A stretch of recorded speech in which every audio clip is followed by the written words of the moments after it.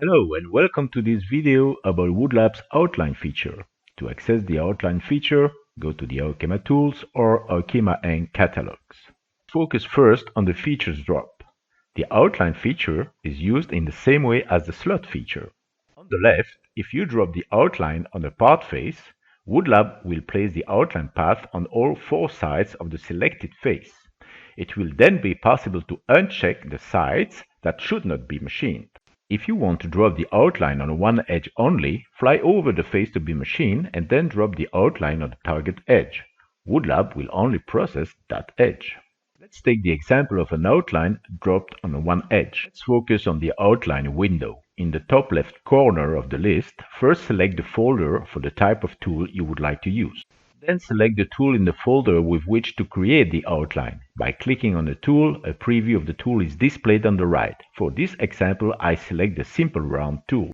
If you have a CNC, the tool selected will be the tool used on the CNC machine. Then select on the right the edges on which to drop the outline and leave unchecked two edges. Let's move now to the start and end sections. Here you have the possibility to create a start indentation and or an end indentation. Let's enter 50 mm at the start and 100 mm at the end to get an overview of the indentations. Let's go now to the next section. Here you have to enter the machining data. By entering values in the X offset, you move the machining on the horizontal plane or towards the inside of the parts with a positive value or to the outside of the part with a negative value. Same principle for Z offset. The machining will move on a vertical plane either towards the center of the part with a positive value, either to the outside of the part with a negative value.